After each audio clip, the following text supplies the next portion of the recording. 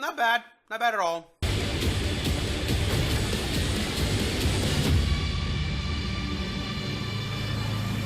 Hi guys, Mecha-san here, and I'm here to give a review to Pacific Rim Uprising. I saw the movie last night, actually.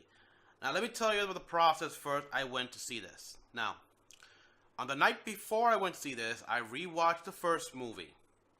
I still love it, still good. Then I rewatched this movie, Pacific Rim Uprising, on a Sunday evening. And overall, it's still a good movie. I still good for a mech fan like myself. I enjoyed it. Did I like it as much as the first movie? No. And I'll explain why. I tried to, and I will try to also speak slow and steady here. A challenge for me. Anyhow, the first thing we should all be concerned about, should ask, sorry. Oh, damn. Okay, the fight scenes. The mechs, the monsters, how is that? I can honestly say, without any bias whatsoever, they are superior to the first movie. They are so much better. Just the fact alone that they are all shot, all but one scene is shot in the daytime, is a step up in my opinion. You can also tell the mechs, they can move faster, they are much stronger. This makes sense, of course, because the technology has progressed. We are getting closer to what people can do in animes, in giant robot animes here. And even though this is technically real robot genre with the Jaegers, they're almost bordering on super robot territory here, which is awesome. So, that out of the way, everything's good. Let's get on to the other stuff here. And, small warning, people, there might be a little spoilers here. I'll try to keep it clean, but some may slip through the cracks. Unfortunately for this movie, I can say the story, the characters don't live up to the first movie. I know people can always say, what story? This is a story, the thing is robots versus monsters. That's what it's about. And to that I say, shut up. Shut up. Okay? If mech animes were all just that, I would not be watching it. I would not take such an interest in it. Okay? The robots fighting, or the robots versus monsters fighting, that's a draw. But the characters also play a critical role in investing me in this. Okay? In any anime whatsoever. Alright then. Now, story is simple. The kaiju are returning. But the way they do it and all the character story progression arcs they do here. Alright, overall summary here. It's 10 years later. There's an entire little prologue that's like a previously on Pacific Rim thing, which honestly I would have done without, or maybe shorten it down a bit. Either way, 10 years later, people are still using Jaegers here. Jaeger tech is being used in the black market.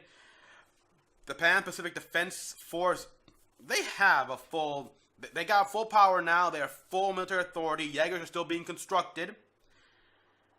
And they even got an academy for them. So, we got kids. It's like an anime here, where we got cadets here who are being trained to become Jaeger pilots, or rangers as they call them. And these guys are like teenagers and stuff like that. Honestly, it is so multi-ethnic where it's Power Rangers. It pretty much is Power Rangers. I've seen some other reviewers here, and like the Black Nerd said, it's the freaking Power Rangers. Problem is, though, the script does not give them too much attention. Doesn't give them too much development at all. Which is something that they should really have consulted the people who wrote the development for the new Power Rangers, the casts, how they developed. Other than that, yeah, the story is, it's chompy. It's like, how can you not do this right with a simple premise? I mean, okay, they got the premise down easy, where kaiju return. Everything between that, the other stuff, it's all over the place, really. It feels like even the editing done in the movie was just so abrupt and, like, gives you a whiplash. So, I gotta say, it's like, they took less care for this.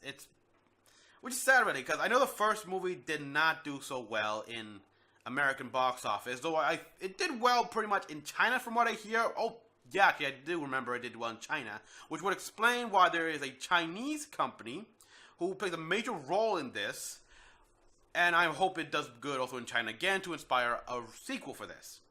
Now, some characters do return from the old ones, like Mako, Herman, the scientist with the cane, and Newt, played by Charlie Day. They do some of the things they do with them, with one in particular, I really did not like at all. It's like, I feel like I was betrayed. And another thing they do, it's like a twist where I did not see coming. I honestly got caught by surprise, like, alright, I like this. This some thought got put into this, and as a consequence to the first movie and some of the events that took place there. But some of the other characters here, like, at best, we got Jake's Pentecost, the son of Stacker Pentecost from the first movie, played by John Boyega, Finn, and he obviously got the most character development here, but still not much. I mean, he didn't want to be there. They try to give these guys backstory when really they should just focus on the here and now. And make some backstory later. Like, I don't like the backstory they gave him. Like, he was a cadet, screwed up, father kicked him out. I would prefer what I had in my mind here, where it said, like, you know, mom and dad, they realized that they couldn't make it work. They broke apart amicably, and mom took custody of me, dad approved, and I haven't spoken with him in years. There you go. There's the back. That was what I thought was the backstory with Jake here, okay? But no, they did not go that route. We also have Clint Eastwood's son here, who plays Nate, who was Jake's old partner. They got history here. They could have gone better with that one. I do like Nate here, how he is. He's the clearly like the sensei of the group here, the teacher. He's trying to help these cadets here stay focused, they work hard, become rangers. They say, like a blanket, you miss it almost. They say why they have to start out young. They have to train them young. And I buy it. As a guy who watches anime so much, I can buy that entirely. It's no different than like muscle memory, stuff like that. Best to be trained young. Everything is best to be trained when started young. We have, of course, Amara. The character of Amara here, who, what we see in the trailer, she built that small little Jaeger, and because of that, she instantly gets recruited as a cadet because of her clear skills. And I like her so much here. She's like almost me in a way, or Mini-Mech fans. Like when she comes into the cadet and the Jaeger Academy here, where they train the cadets, and she sees all the different Jaegers, she's like, "Oh my God, that's Saber Athena!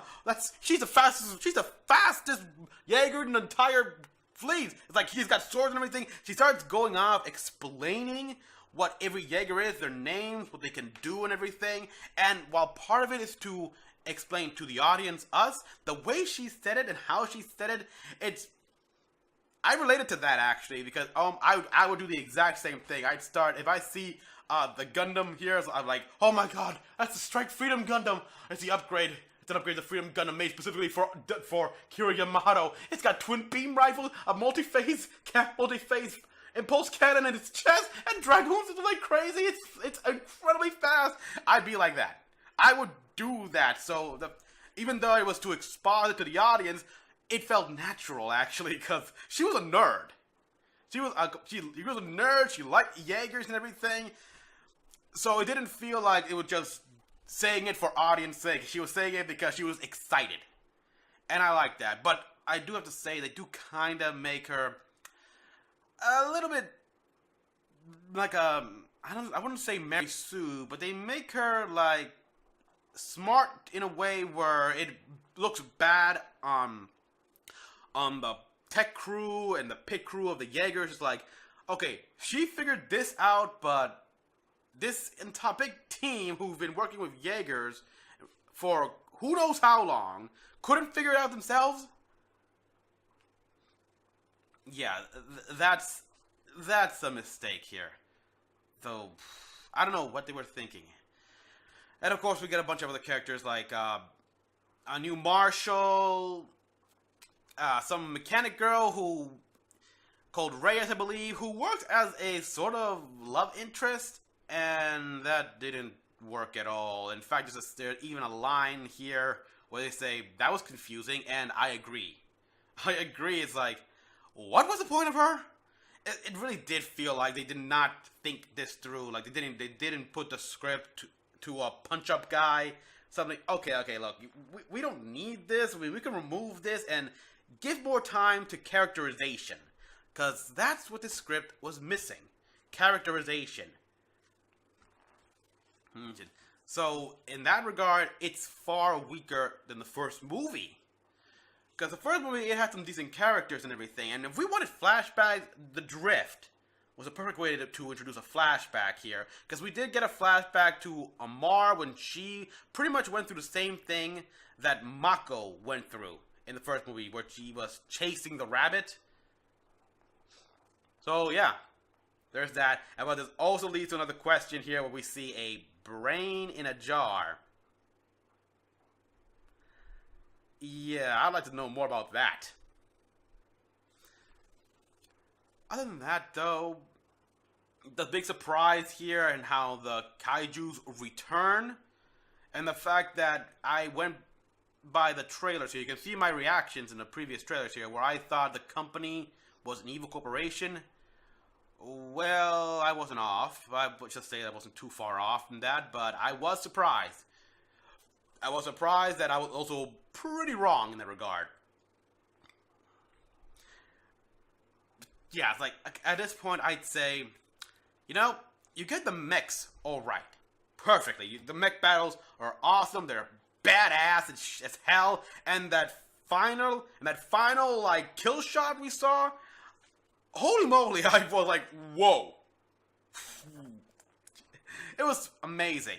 It's just that everything, like, with the cadets, I barely spoke with the cadets about cadets here in this academy. There wasn't much at all. I mean, we had Entitled One. We had the okay people and everything. Like, they were all multicultural, multi-racist, because multiracial, stuff like that. We had Russian, Chinese, Indian, and I mean, like, from Indian. We had from every form of culture and everything, which was cool. It was cool, but it... like, it's Power Rangers. That's Power Rangers and everything. You guys need to talk to the guys who wrote the script for the Power Ranger, for the cast. Like Jason, Kimberly, Zach, Trini, Billy here in the new 2017 movie. And start talking to each other, because you got a thing going. I mean, the Power Rangers movie, it needed a better Zord fight. Especially the Megazord fight and everything. It was so lackluster. So, if you guys can come together, you make the perfect movie, in my opinion. But, yeah, again, other than that, story, editing, and just decisions with some of these characters, you could have done better. You could have done so much better. It's by no means a bad film at all. People, I recommend you go see it. If you enjoy the first movie, you're gonna like the movie as well. Not as much as the first movie, but you will appreciate how much the technology has advanced with the Jaegers. In fact, there is a beautiful shot right here where Gypsy Danger fights with Obsidian Fury that takes place in snowy tundra, which we saw in the trailers here. There is a beautiful up-close headshot where we see Gypsy Danger, his face. He's got like little ice crystals and like stalagmites, on its face, which is incredible. I just love the little attention to details here where it makes sense. The fights are incredible. They are hard-hitting. But yeah, the way the story progressed and everything, with everything outside, showing about the characters and everything going on, and made me wish for more fight scenes. Maybe, at the very least, a fight scene between between people here, which we did get one. We did get one with the cadets fighting each other, but compared to Riley and Scott from the first movie, it was lackluster. I mean, what it needed is some smoke in the background to really emphasize a threat. That surprisingly worked, in my opinion, in the first movie. But yeah, it's like I can understand the resentment in a way, even though it's very hard to see. Again, this stems from me seeing a lot of mech anime, so I know this dynamic here. But that's the thing, it shouldn't rely on that. It shouldn't rely on me seeing all this mech animes because, well, what's for the ordinary people here who haven't seen as many mech animes as me? Again, this is still clearly just for a niche audience. It's not a film, it's a movie made for people like myself who's a big mech fan or who enjoys seeing these kick-ass movies and stuff like that. So I'm pretty sure this movie's gonna get canned. It's already being canned, both by critics and fans in America here. I don't know how it's doing in overseas, like in China, Japan, or all that stuff. Well, speaking of Japan here, I understand its director is a big fan of Power Rangers, and there is... Okay, I was confused into thinking it was an homage to Power Rangers. This is not an homage, it's just a cameo, and I liked it. I liked the cameo and everything, but that's all it was. It was just nice seeing it in the background right there. That's it. So everyone, I'm curious to know how this movie is doing abroad here in other places. China, of course, does it still hold up? And I really do hope they make a second movie, because I want to see where this goes, but I think to get in contact with the writers from the Power Rangers movie, like I said, and help punch up the script here, because I didn't feel like they cared enough. Maybe if Guillermo del Toro had more control over this film. I know he couldn't direct this film because he had other commitments to do. But if I was to give it a rating here right now, the first movie, I'd give it an 8. Big time. An 8.5 at most. I love that movie entirely. This movie, I'd give it a 7. It is a small downgrade. I mean, the mechs fights are superior in every way. The kaiju are awesome. It's all shot beautifully in the day. It's so colorful, so impressive. What these mechs can do is like, holy moly, it's a massive upgrade. Story-wise, clearly suffered for it, though. And even the editing. So, yeah, I'm crossing my fingers here, hoping. Will I go see this again? I don't know. I actually saw Pacific Rim twice in theaters here. Will I see Uprising again in theaters? I don't know, but I will buy it on Blu-ray here. Many things will stick to my memory and everything, and of course, I'll be reading the comic books. But yeah, unless they really focus on a good story well, not story per se, but good character development. We don't need to really know that much about their past in the movies. In the movies, just more about who they are right now at the moment. Maybe some words of how they were back then, and mention of what made them be like this. But really, it's pretty obvious. It's like Amara here. Like Amara, like everyone else, they lost people to the kaiju. That's all you need. And of course, there's the fact that we know that Riley Beckett wasn't in this. That he got mentioned a few times here in passing, but they never said what happened to him. And I like that as well. I understand that they had scheduling conflicts with the actor, Charlie.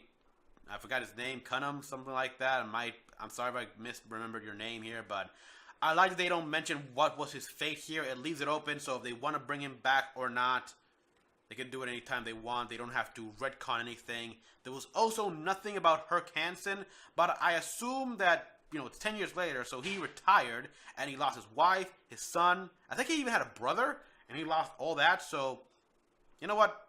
If the guy retired, good for him. He deserves it. I mean, let him move on with his life and just deal with the loss, and, he's still got that cute little doggy with him.